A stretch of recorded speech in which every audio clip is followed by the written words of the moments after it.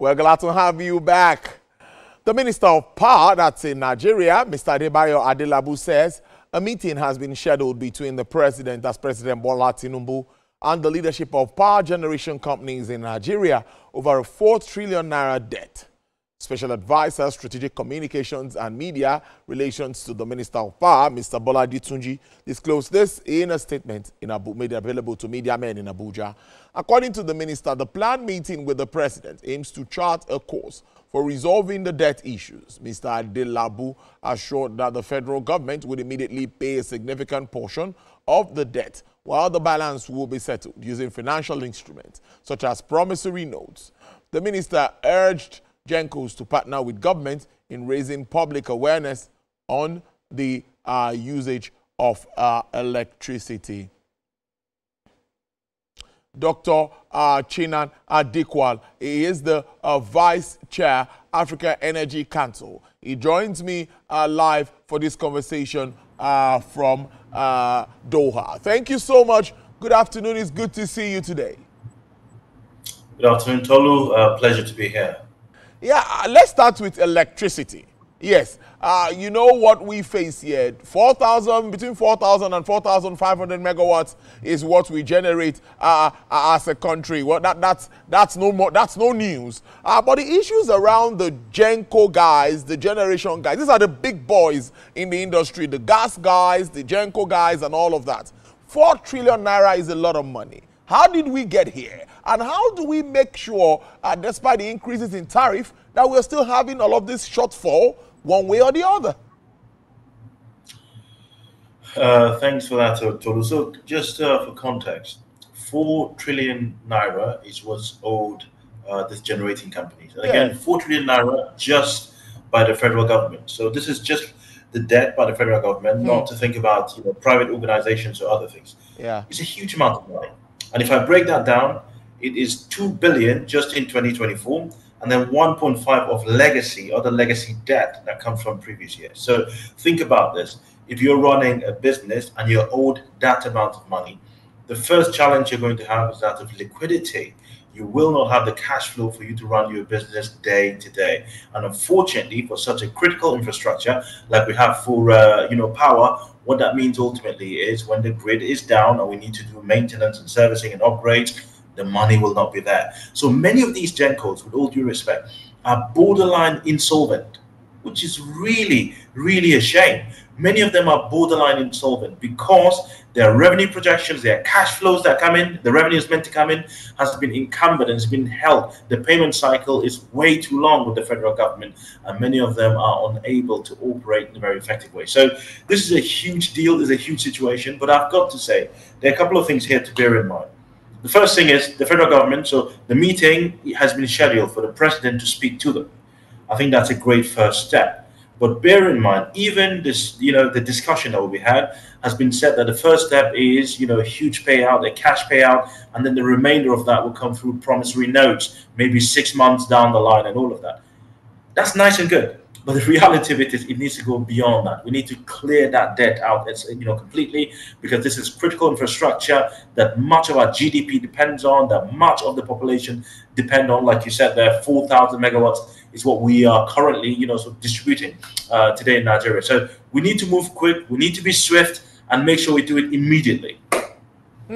But electricity remains a challenge in this part of the world, just like I said before I asked my first question. What sort of efforts now do we need? We just heard about the electricity master plan now being reviewed again, government adopting some of all of these policies. What are the quick wins for us in this part of the world? Tolu, that's a great question. The biggest win right now, the quickest win, is to settle this debt and allow these companies to go back into solvency. The moment they go back into solvency and have cash flows and liquidity, they will immediately take care of the most pressing maintenance issues that are affecting the grid and all of that. Now, that's very short term. Of course, when we provide that money, it gives them the short-term cushion.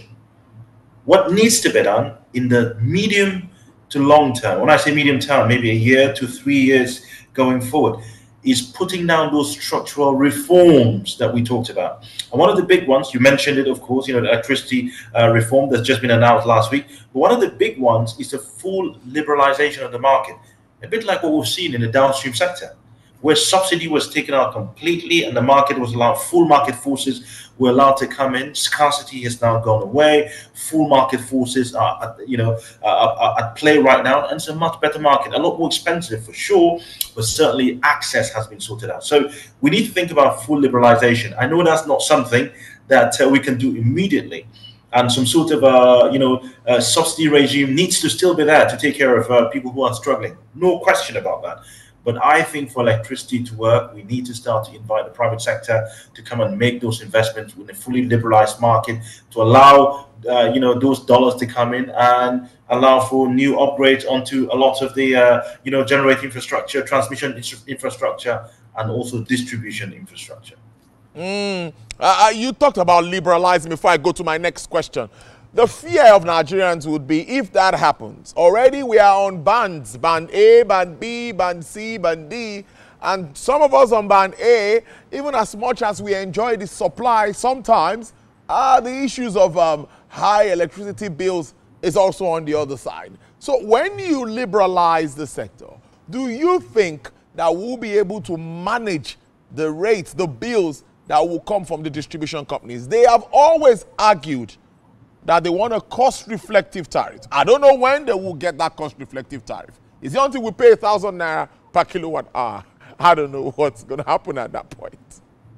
Yeah, so that's a great question. That's a great question. So if we look at it purely from a retail standpoint, or if you look at it purely from a wholesale standpoint, like you're mentioning there, there's no question in my mind that we've seen it around the world, there are several models that can be deployed, band A, band B, band C, in terms of pricing, to make sure that your largest population who are struggling still have a bit of a cushion. And I'm going to be very clear here. I'm not advocating entirely, because we're talking electricity here. Electricity is just as primary as healthcare. It's just as primary as anything you have in any economy. It's very primary. So I'm not at all advocating that we take off all sorts of cushions or subsidies. That's not the point. I am making the point that we need to tier it in such a way that the critical infrastructure that we have in the country is taken care of, and that investment does not dry. But also that within society, the most vulnerable are taken care of. And there are several models that have been deployed across several countries that we can bring to the fray to make sure that that happens. But without a doubt, you're right. If you're in band A, the reality of it is that you might have to pay a bit more compared to other people. But even that cost structure itself, we know it's a bit, I want to say relatively fair, because much of the people in band A have a much deeper affordability. This is what we've seen quite generally. But I think the answer, of course, remains with the Minister, Adelabu, to see how he would play that. Let's go to the oil market now and see what's playing out with the crude oil prices that has been dwindling. That there's the back and forth with regards to that. I'm particularly worried for my country. Because I know that our budget is predicated on about $75 per barrel, and as of today, it's fluctuating. We've seen what's happening with a bit of dip, and sometimes there's this, it comes back again, but not as expected, as stable as we expect. OPEC is also looking for a way to increase production, I think, output, I beg your pardon. So if all of this happens, what will happen to the price of crude? What's happening in that market? Explain to us the politics in that market at this very time. So I'm going to try to explain this very simply so people can follow and understand it. Today, the price of Brent is about $61 per barrel. The price of WTI, which comes from the US, is about $58 per barrel. But every year when we do our budget, because Nigeria is an oil production state, and a huge amount of our money comes from oil proceeds, we'll do a budget which has a forecast oil price. Meaning, we'll do a budget and say we're going to spend X billion or X trillion naira every year, and that money is going to come from oil, and we expect the price of oil to be X. Now, that X in 2025 was $75 per barrel. I know for a fact that President Bola Ahmed Tinubu, in the initial budget, was based on $70 per barrel. It was sent to the National Assembly, and they, I don't know, in their, whatever calculations they came up with, it came back with $75 per barrel, the forecast. Now, The reality of it is, it's a very high oil price by any standard. Like I said, today we're $61 per barrel. So there's a massive shortfall. There's about a $14 deficit already.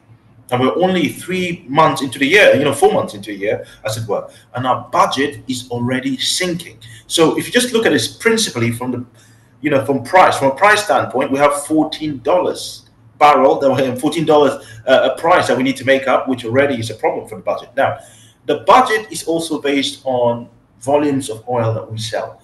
In the budget for 2025, the volume of oil we said we were going to sell was about 2 million barrels per day.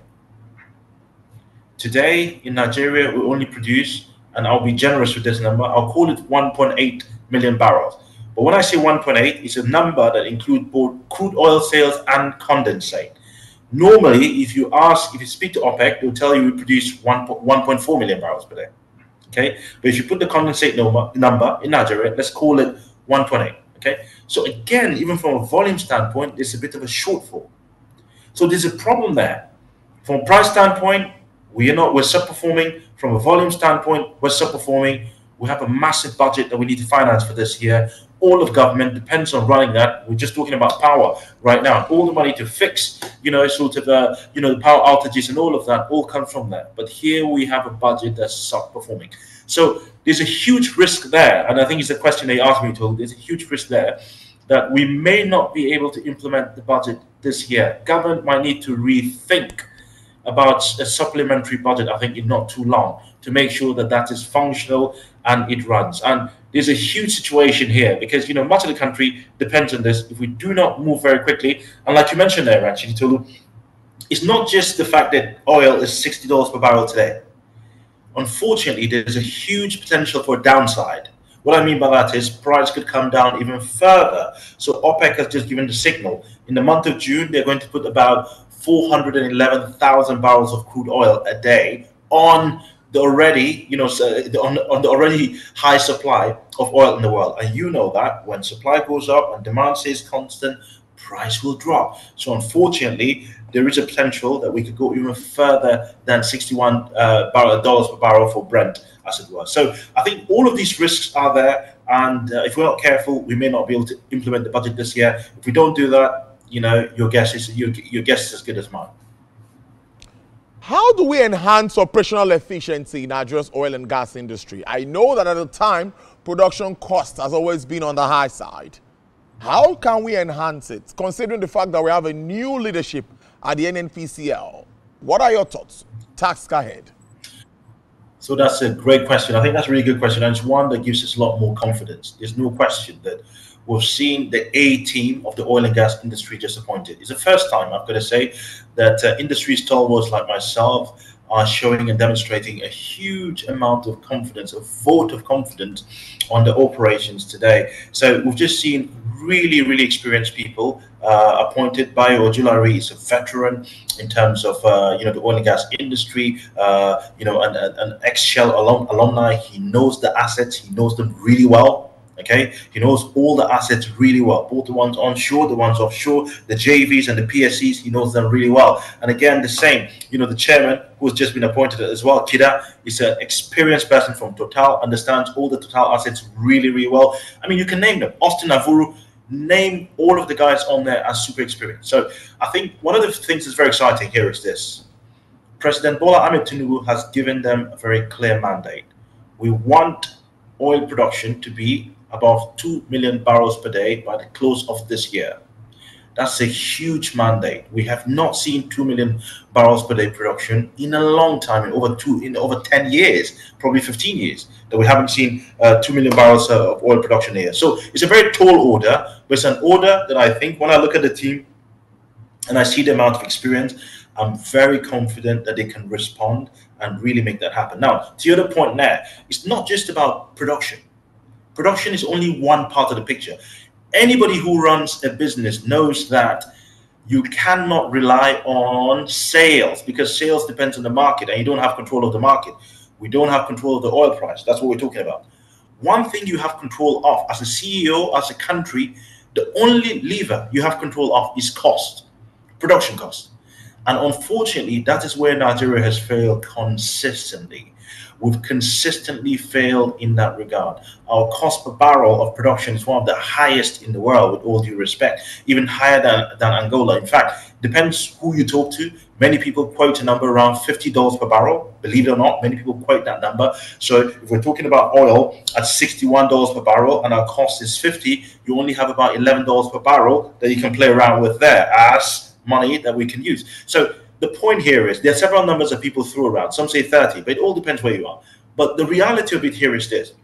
The very first thing, again, that President Bola Ahmed Tinubu has done is he has made it super clear to NNPCL that they have to reduce the cost of production. Our cost per barrel needs to come down.